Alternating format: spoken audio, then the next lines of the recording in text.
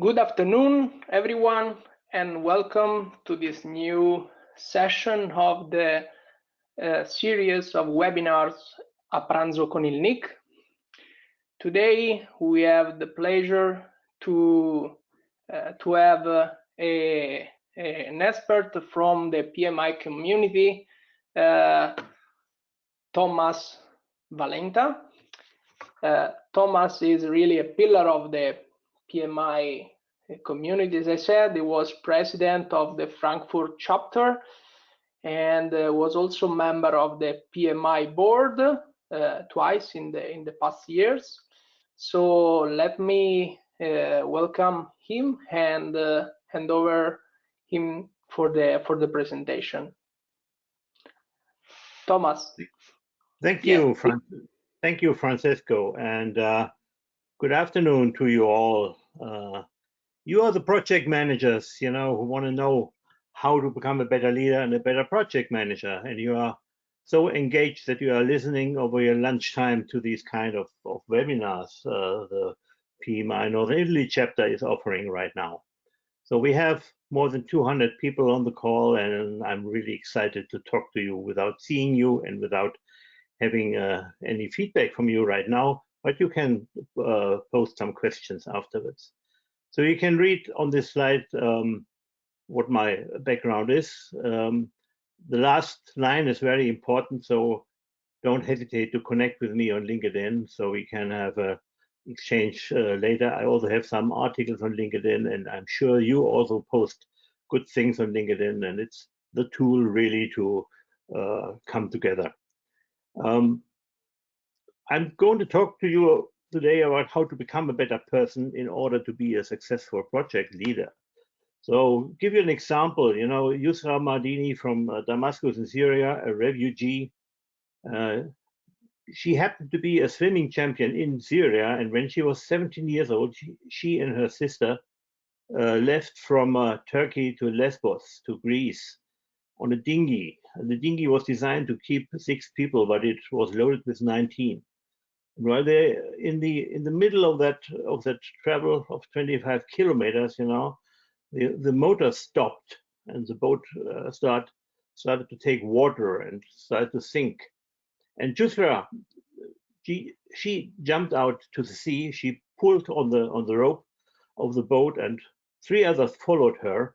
And they managed to keep the boat afloat until the engine could start again after 3 hours, and all of them reached the shore safely.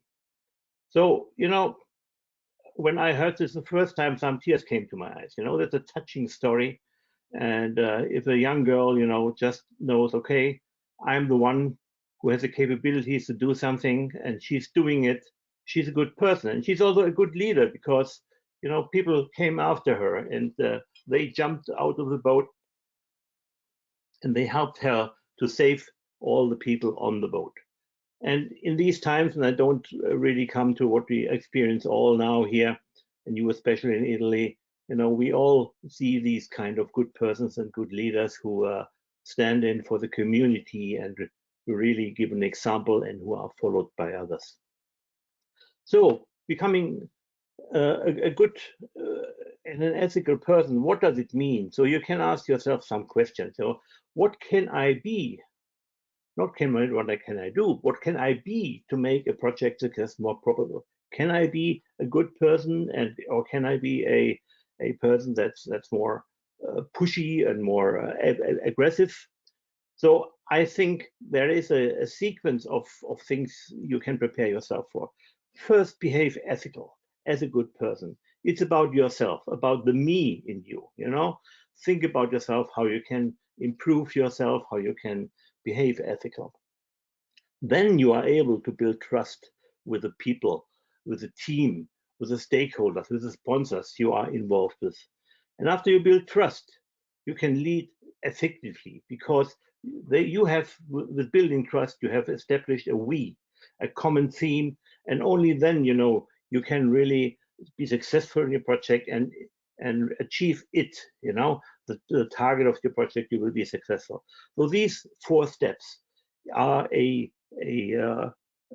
typical way how you can be successful in your project as a leader, how you can support your team, and how you can build the trust in the team. And the starting point is behaving in an ethical way, behaving in an authentic way, in an honest way, in a trustworthy way. So this is how I think you can be more successful as a project manager. There is a book called Moral Courage by a person, Rushworth Kidder. And actually he was for 20 or more years researching on ethical values globally. So he was going out into the world and he was seeing, okay, what feelings, what values do the humans really appreciate? What are they positive for? And what values do create some feelings in everybody?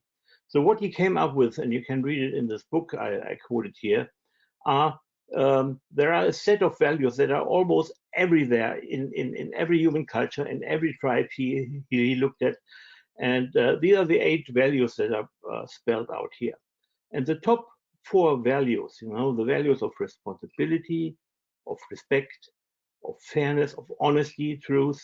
These 4 values are even the values that you can find in the PMI Code of Ethics. Well, I know how the Code of Ethics was developed. And at this time, this book, Moral Courage, and the research of Rushworth Kidder was not used by PMI.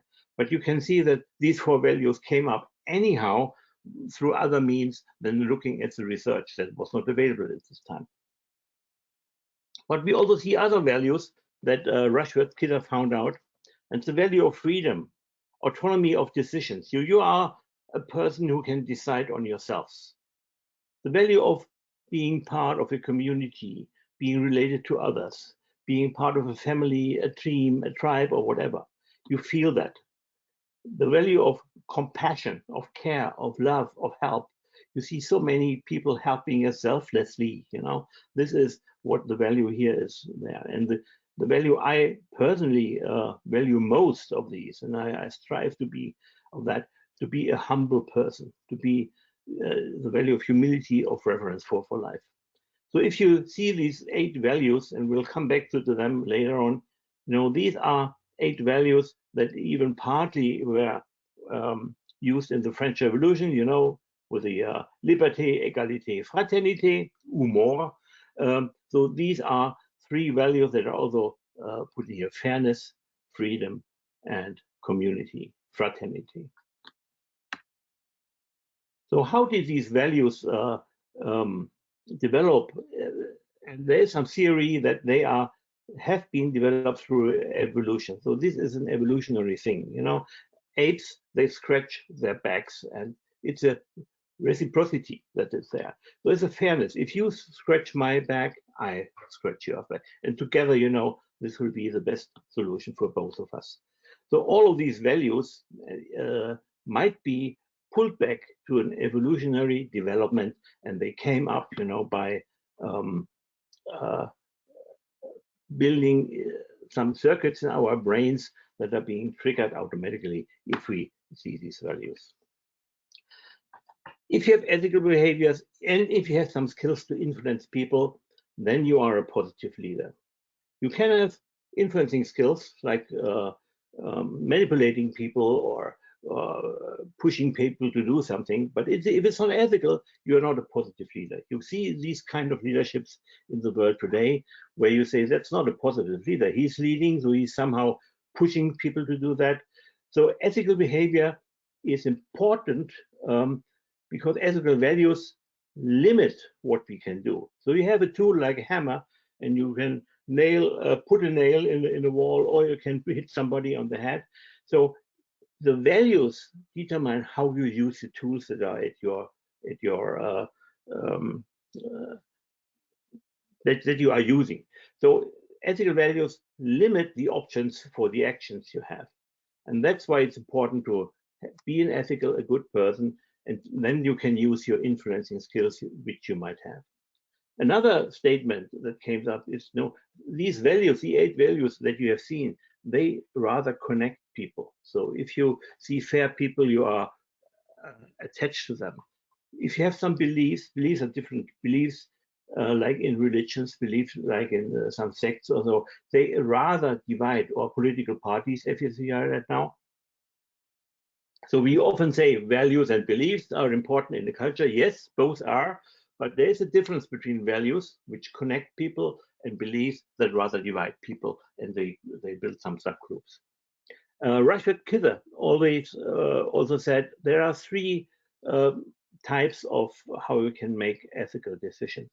So the easiest one is the good-bad decision. You know, you see somebody behaving badly, so unfairly or disrespectful or dishonest, lying. You know, you see that's an easy decision. Oh, that's a bad behavior. But you have the dilemmas if you have to make a balance between two positive values. So, you know, you see your colleague, and on his tie he has a stain, or his shirt, and you ask yourself, okay, should I be honest and tell him, or should that be embarrassing to him, so he might not feel respected? So there is a balance, you know. Should you tell him that he has a stain on the shirt or not? Or if you have to reduce headcount, or to be blunt, to fire people from your team, if you're asked to do that, how can you do it fairly and respectful? So these are always these dilemma situations where you know you should be fulfilling one of the values, and you feel badly if you can't do that. On the other hand, you have values that you violate them. So most situations are these dilemma situations. Nevertheless, we are doing it. And the third decision-making type that Rashad Kidder mentioned is, it's the most important decision. You know, if you decide, okay, this is the right direction, the ethical direction to go, do you have the moral courage to really implement that decision, you know, to stand up? These are the whistleblowers. These are the people that go into personal danger because of that. This Syrian girl I mentioned in the beginning was having a heroic moral courage decision by jumping into the sea and trying to pull the boat. She could easily have swam to the shore by herself because she was a good swimmer, but she took the decision to stay in the danger and pull the boat. Another thing I wanted to share with you for that being a good person is we talked about this influencing skills, and I found one skill very interesting. It's from the author David Rock. The book is on the slide, you know, and he's saying, how is your brain working? And he developed 5 emotions, 5 responses to emotional triggers. So if you look at the middle of the slide, you see there are triggers coming to yourself, and these triggers might, you know, if the limbic system, the amygdala, is being stimulated, you know, this limbic system might trigger fear or aggression, flight or attack. So, but you can limit these reactions by involving your consciousness, your brain, your prefrontal cortex. You can think about things. So this is what you do if you have some psychological training and you get more self-control about things. You can think about your triggers, you can acknowledge the triggers, and then you can avoid having the bad feeling of the fear and or the bad feeling of needing to attack somebody. So the 5 feelings he looks at in his book is the feeling of having a status. You know, when I say you are a good project manager, I really acknowledge your status of your role, of your job, and what you can achieve. But I could also say you are nothing, you know, and then there's a bad feeling about that triggered in yourself. Certainty is another feeling. You know, we all don't know what's happening in the future, but we want to know. So we need some certainty. And actually, this is one of our most important roles as project managers, to provide certainty to people through a plan, through a strategy, through a vision. This is all going to provide certainty to people. If you have uncertainty, you know, you will create probably a permanent level of stress and fear, like many people feel right now. So you can trigger certainty, you can trigger uncertainty, by your words to other people's, and it's better to trigger certainty, to give them a comfort the future will be handleable. Autonomous handling. So if you force somebody to do something, he or she is not autonomously deciding on what you want to do. So it's better to tell somebody you have the option A and the option B, and you decide, you select what to do. And I tell you, you see these slides and they will be published and download them. You select if you want to look into these books I'm proposing to you. It's your decision.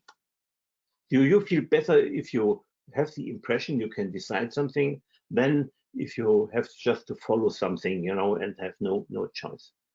Relatedness. We need to be related. We need to be part of our tribes, a family, with your spouse, with your kids, on the job, with the team, as a nation. We want to be related and part of a community, because then we feel more secure, more safe, and we feel more embedded into the whole world. And the last feeling that David Rock is looking at, is fairness. So equality. So I think fairness and the feeling of unfairness is the most important feeling that is triggered in people who are then looking into things like an aggressive behavior. All terrorists, I could say, have a feeling of unfairness, and that's what's driving them and doing this unnecessary and really evil tasks. So it's David Rock. And I give you a short example. As a project manager, going to your status, I am the one that helps people feel safe, make things happen, make ideas come true.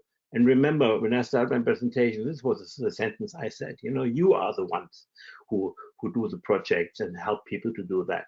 So this is positively triggering your status feeling as something you are proud of then, and you can relate to. Certainty. As a project manager, I create a path forward. I will create a plan to make sure the client and the team understand what to expect and when and how and so on. Autonomy. I decide for the best way solving problems, and I give the others the option to decide too. Relatedness. I get all the support from my team because I ensure they can do meaningful work. So I'm not deciding as a leader for myself. I'm a part of the team, and I help get support from the team, and I give them comfort. And fairness, I ensure that everybody on the team, in the stakeholders, is involved and trust fellow team members and clients. So these are positive triggers for these 5 feelings. Now, how does it go together? If you see the 8 human values, they are all related somehow to these 5 automatically triggered emotions. On the right-hand side, I now have shown you how these emotions, might feel in you if they are triggered positively or negatively. So clear. Certainty, as an example, negatively triggered creates some fear. Positively triggered creates hope and courage. So this is how you can influence people's feelings, but remember, you have to do it ethically. And I'll come back to that. Emotional intelligence. I just have this slide here to remind you. The 5 sections of it. You have on the top, you have the things that are dealing with yourself. You have your self-awareness, which creates your confidence and your authenticity. So if you are aware of who you are, if your self-image is closely to your image that other people look at you, you're authentic. You don't have blind spots so many. On the right-hand side is self-control. If you are aware of yourself, you can control yourself. You are mindful and you build some resilience, because you can really avoid these knee-jerk reaction and like David Rock said, you can involve your prefrontal cortex in your automatic negative or positive reactions. Why are you reacting? You can intervene, and you have control by yourself.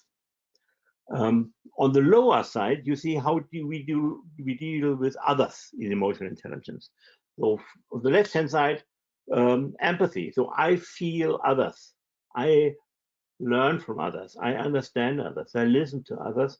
On the right-hand side, it's not the original word of emotional intelligence, but I name it. That's influencing. How can I change the behaviors, the feelings, the perspectives of others? And that's, resulting in leadership and an impact. So if you want to be a impactful project leader, on the right bottom corner, that's where you want to go to. And it's not a sequence, you have to work on all these four corners all the time. In the middle, what you need to have is compassion, which is also ethical value, which creates your self-motivation, your flow, and your resilience, promotes your resilience. So coming back now, looking at how to plan to be a good person. And actually, this is based on a January Harvard Business Review article. And the first thing is how to plan to be a good person. First thing is inform yourself. Know your biases, your feelings. Build your self-awareness in emotional intelligence. Then set your targets, set your measurements. How do you want to measure if you are a good person? So one thing is look at your ology virtues. And they are more important than your virtues you would put in your CV. So I'm able to deliver on time. I'm very hard worker. No. The ology virtues are these virtues that are standing in the newspaper article telling other people about the fact that you died. He was a good person. So the question you can ask yourself is how to become a good ancestor. How can my kids be proud of me? Third point, develop habits. Prepare strategy. So what if scenarios? What if I encounter this in this situation, then I will do this and that. Prepare yourself. This is nothing else like having a risk assessment and a risk mitigation strategy. And also develop habits, be empathetic, and look at other people. Have a mentor, look for a mentor, look for role models. So like this Syrian guy, there are so many stories out there where people were good and people were good leaders, and just try to follow these. And choose your workplace and your friends. So if you have an unethical workplace, if you have a workplace with bullying, well, maybe you start thinking about changing that, And today, as you know, many young people choose their workplace if it's ethical, if it's a purpose-based workplace.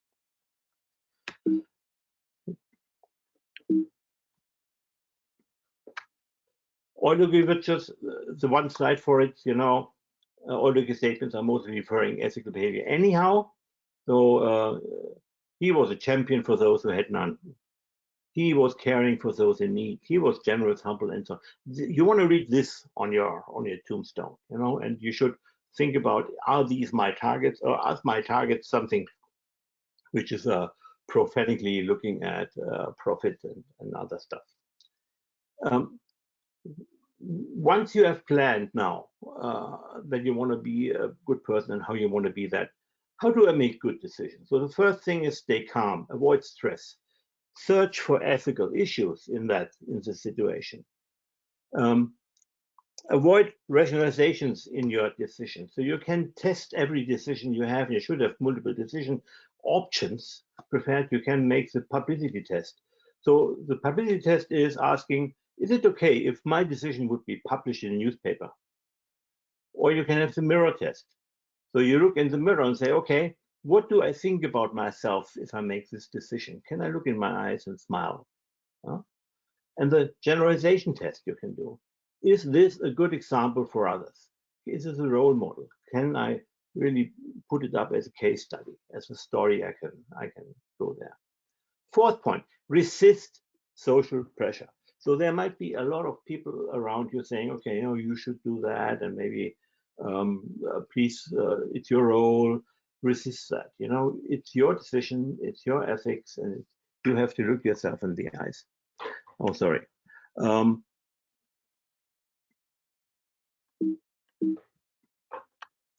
Here, change your perspectives. So there are philosophical perspectives, and they are put down in the ontology, utilitarianism, and virtue ethics corner. So the ontology is nothing else that you follow a prescribed duty that is maybe put down in the code of ethics. You know, if I do this and that, then I'm an ethical person.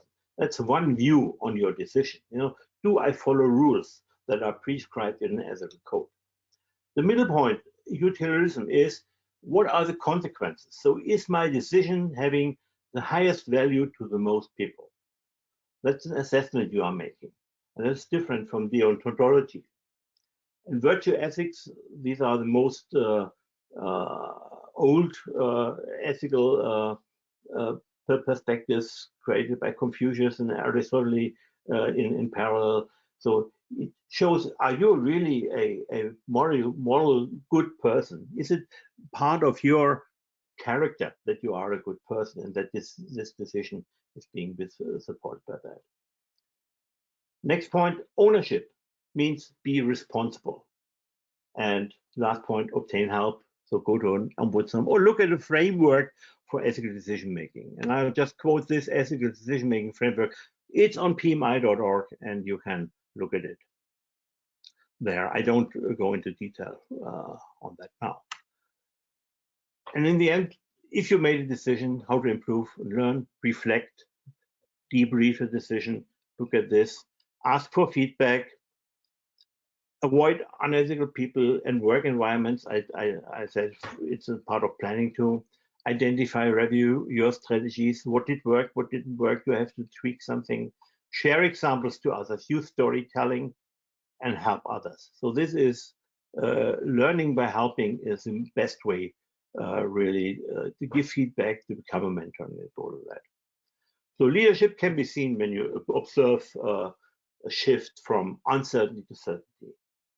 I mentioned that before as an ethical value, from chaos to structure, fear to hope, vision to results. Look at this and think about, you know, if I'm a good leader, I will all push people to the right side, you know. I will give them some structure, some certainty in the end. Core leadership, there's another book I wanted to refer on the bottom, Leadership 2.0, it's about 10 years old, Bradford agrees. But you know, they give some very good examples and some exercises how to become a good leader. They are saying there are core leadership competencies you have to build on the courage to lead, decisiveness to take action, and the risk taking to be sure that you can reap your results. So in the end, it took me a little bit longer on that point. So you can be a leader. I showed you that you should have some ethical background to be a leader, and I also showed you how you can influence people. And I hope you know, look at this, look at the books I mentioned, and read a little bit about that. And I'm very happy to answer any questions, even if there is no much time left right now. Thank you. Thank you, Thomas. Thank you very much for your presentation, for having shared with us all those sources and tools to help us to really to assess ourselves and be a better and become a better project manager. Really, also the resources that PMI offer, like the ethic tools, is very important as a project manager to use it. Yes, as you said, we have some questions. We will not have so much time, but I want to share with you this. In any case, all the questions we will be taking offline and we'll be answering offline after the webinar. So the question is, Thomas, how could we deal with the risk of corruption in a project team?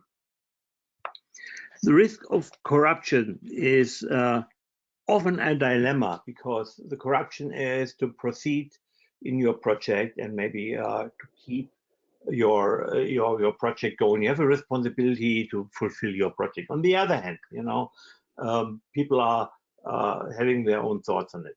So corruption is something you can experience, and you have to think about, what if I see corruption in my project, what are my strategies to deal with that? And it depends on your project, on the situation, and you have to come up with that. There is no easy answer for that. And corruption is certainly something we see in the world, and it's even growing in many countries and in many cultures. So yes, it's a dilemma situation. Everybody, especially as a project manager, comes into at some point of time, and it's better you think about it beforehand, and you have a good strategy to deal with it, and you have also a firm ethical background and values, not to fall into the trap of corruption. Thank you, Thomas. So let me move forward and approach the conclusion of this webinar. So as you can see, we will have other 2 webinars this week, on Wednesday and on Friday. But then this is only the end of the first series. There will be a second series in April, and you will get information and advertising soon through the usual PMI Northern Italy chapter channels. I want to remind that you will be receiving a survey for a feedback. So please spend 5 minutes to fill it. Your voice is very important for us. The next is that if you have provided your PMI ID during the registration phase, you will be getting the PDU in a certain time. And last but not least, the slides presented today will be published on the Northern Italy chapter website. So sorry as we run over time, but it was really a great presentation to enjoy at all until the end. So thank you very much. Wish you a great day and week. Bye-bye.